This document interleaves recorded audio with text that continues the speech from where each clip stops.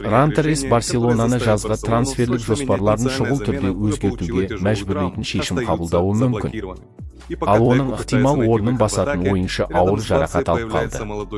Тағы бір шабуылшы трансфер нарығынан іс жүзінде жоғалып бара жатыр. Ал клубтың басты арманы саналатын ойыншы бойынша келіссөздер әлі де тығырыққа тірелген. Ал Деко шабуылды күшейтудің жолын іздеп жүрген кезде, Барселонаның маңында Френки де Йонгтың ықтимал мұрагері ретінде аталып жүрген жас жартылай қорғаушы пайда болды. Бір ғана трансфер Барселонаның құрамында бірден бірнеше үлкен өзгерістің басталуына қалай әсер етуі мүмкін екенін талдап көрейік, достар, жайғасып алыңыздар.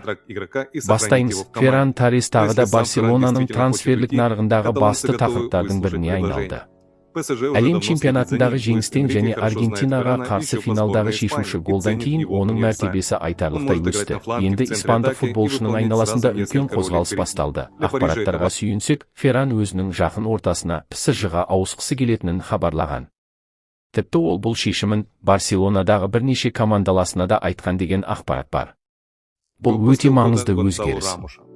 Себебі бұған дейін клубтың ұстанымы мүлде басқа болатын. Барселона Ферранның келісімшартын ұзартқысы келіп, оны командада сақтап қалуды жоспарлаған.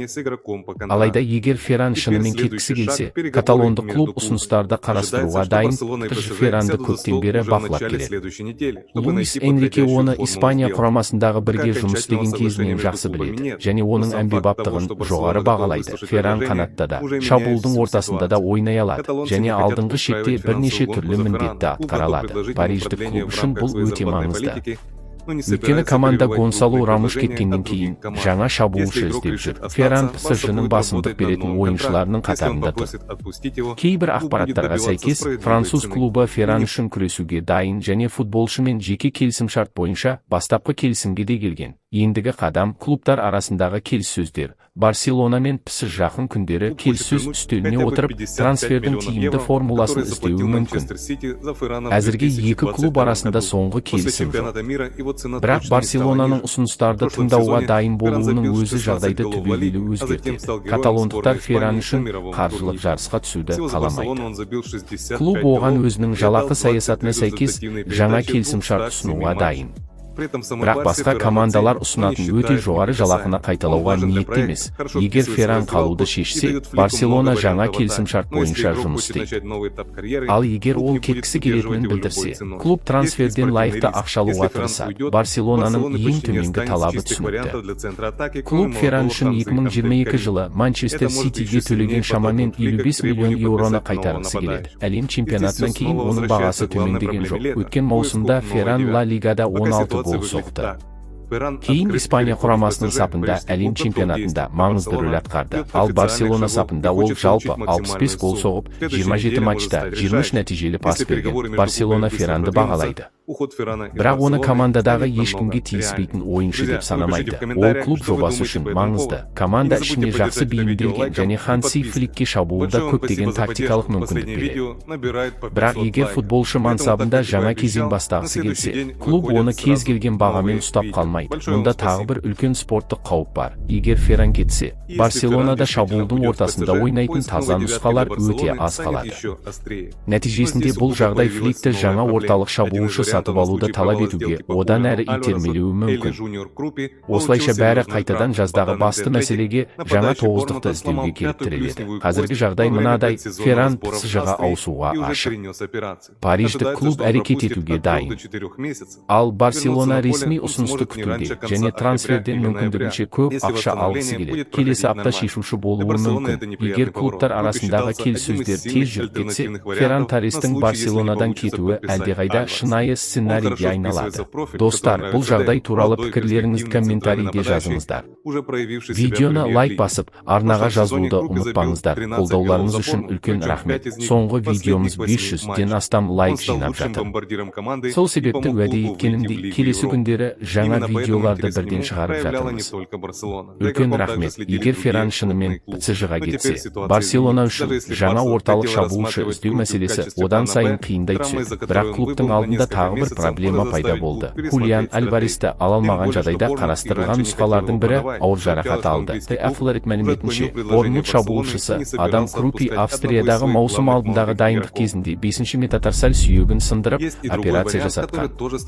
Ол шамамен 4 айға дейін алаңнан тыс қалуы мүмкін. Егер қалпына келу процесі қалыпты жүрсе, футболшы алаңға қазан айының соңынан немесе қараша айынан ерте оралмайды. Бұл Барселона үшін жағымсыз жаңалық. Крупи Хулиан Альвареске қол жеткізу мүмкін болмаған жағдайда қарастырылған ең мықты балама нұсқалардың бірі еді. Ол Декоға ұнайтын футболшы профиліне толық сәйкес келеді. Жас, болашағы зор орталық шабуылшы және премьер-лигада өзін жақсы көрсете алған ойыншы. Өткен маусымда Крупи Борнмут сапында 13 гол соқты. Оның 5-еуін соңғы 8 ойында енгізді. Ол команданың үздік сүрмергені атанып, клубтың Еуропа лигасына жолдама алуына көмектесті. Сондықтан оған тек Барселона ғана қызығушылық танытқан жоқ. Басқа да ірі клубтар жас шабуылшыны бақылап жүрген.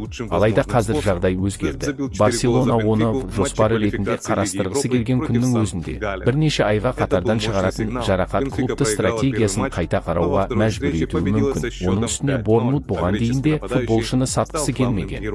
Ақпараттарға сәйкес, ағылшын клубы Барселонаның ұсынысын қабылдамай, өзінің басты жас ойыншыларының бірін жіберуге ниетті емес екенін білдірген. Тағы бір нұсқада Барселона үшін барған сайын қолжетімсіз болып бара жатыр. Бұл Челси шабуылшысы Жоау Педро.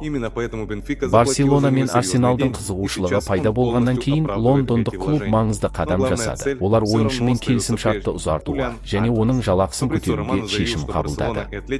Челси үшін Жоау Педро болашақ жобаның маңызды бөлігіне айналды. Өткен маусымда ол 20 гол соғып, 50 матчта 6 нәтижелі пас берді. Ал жаңа маусымды өте жақсы бастады. Сондықтан бұл нұсқада Барселона үшін іс жүзінде жабылып бара жатыр. Челси шабуылшыларын жіберуге ниетті емес екенін анық көрсетіп отыр, әсіресе ірі клубтардың қызығушылығы күшейіп тұрған кезде. Осы жағдайда тағы бір есім пайда болды. Бұл Бенфика шабуылшысы Вангелис Павлидис. Барселона Альварес пен Ферран Торреске қатысты жағдайды бақылап отырған кезде грек шабуылшысының да жағдайын зерттеп жатыр. Павлидис бұл қызығушылыққа ең жақсы жолмен жауап берді. Ол Еуропа лигасының іріктеу кезеңіндегі Санта Клараға қарсы матчта Бенфика сапында 4 гол соқты. Бұл өте мықты белгі. Бенфика алғашқы матчта жеңілгенімен қарымта ойында 5-0 есебімен жеңіске жетті. Ал грек шабуылшысы матчтың басты кейіпкеріне айналды. Бірақ оны Бенфикадан алып кетуде оңай болмайды. Португалиялық клуб оған үлкен үміт артып отыр. Маусым басталып кетті. Ал Павлидис бірнеше жылдан бері тұрақты түрде гол соғып келеді. Өткен маусымда да ол 20 және 30 голдық межелерді бірнеше рет бағындырды. Сондықтан Бенфика оған қомақты қаржы төледі. Қазір футболшы сол инвестицияның толық ақталғанын көрсетіп жүр. Бірақ Барселонаның басты мақсаты бәрібір өзгерген жоқ. Хулиан Альварес бойынша келіссөздер әлі жалғасуда. Кейбір ақпараттарға сәйкес, Барселона мен Атлетико жақын күндері келіссөздерді жалғастырады. Каталондық клуб аргентиналық шабуылшыны шынымен де сатып алғысы келеді. Бірақ бәрі мадридтік клубтың ұстанымына байланысты. Қазіргі жағдай мынадай: Ферран кетуі мүмкін, Крупи жарақат алды. Жоау Педро Барселонадан алыстап бара жатыр. Павлидис қызықты нұсқа ретінде пайда болды. Ал Хулиан Альварес әлі де басты мақсат болып қала береді. Егер пісіш шынымен Ферранды алып кетсе, Деко мен Фликке түсетін қысым одан сайын артады. Барселонаға шабуылшы керек. Бірақ трансфер нарығы күн сайын күрделеніп бара жатыр. Ал Барселона шабуылдағы мәселенің шешімін іздеп жатқан кезде, Френки де Йонгтың ықтимал мұрагеріне қатысты қауесеттер де көбейіп келеді. Мен бұған дейін де айтқанмын, де Йонг жарақат алғаннан кейін орталық алаң Ханси Флик үшін жеке мәселеге айналды. Педри мен Гави әлі де негізгі ойыншылар болып қала береді. Марк Берналь ұзақ уақыттық жарақатынан кейін біртіндеп командаға оралып жатыр. Ал Марк Касадо жақсы ұсыныс түссе, клубтан кетуі мүмкін. Сонымен қатар Леон Горецкаға қатысты ақпараттар да пайда болған еді. Германиялық жартылай қорғаушы өз қызметін Барселонаға ұсынған. Ол Флик пен Бавариядағы бірлескен жұмыстан жақсы таныс. Бірақ қазіргі уақытта клуб оны басты мақсат ретінде қарастырып отырған жоқ. Енді тағы бір қызықты қауесет пайда болды. Бұл АЗ клубының жас жартылай қорғаушысы Кейс Смит. Нидерландтық футболшы өзінің ойын стилі бойынша Барселонаның болашақта іздеп жүрген профиліне өте жақын. Ол қысым астында сабырлы ойнайды, допты алға жылжыта алады. Тығыз аймақтарда жылдам комбинация жасайды. Сонымен қатар тек шабуылда ғана емес, допсыз кезде де командаға көмектесе алады. Смит белсенді прессинг жасайды, ойынды жақсы оқиды және доп жоғалғаннан кейін позициясын дұрыс таңдайды. Яғни бұл жай ғана техникалық қабілеті жоғары жартылай қорғаушы емес. Ол Фликтің жүйесінде тиімді жұмыс істей алатын футболшы. Ойын стилі жағынан оны Френки де Йонгпен, Педримен және Энцо Фернандеспен салыстырып жүр. Әрине, бұл оның қазірдің өзінде сол футболшылардың деңгейінде екенін білдірмейді. Бірақ ойыншының профилі Барселонаның оған не үшін қызығушылық танытып отырғанын түсіндіреді. Ең маңыздысы, Смит де Йонгтың уақытша ғана алмастырушысы емес, ұзақ мерзімді инвестицияға айналуы мүмкін. Ол небәрі 20 жаста, сонымен қатар ол Барселонаның жас, болашағы зор футболшыларға сүйенетін қазіргі стратегиясына толық сәйкес келеді. Қаржылық жағы да бар. Егер Касадо шамамен 40 миллион еуроға сатылса, клубтың жаңа жартылай қорғаушы сатып алуға қаржылық мүмкіндігі пайда болады.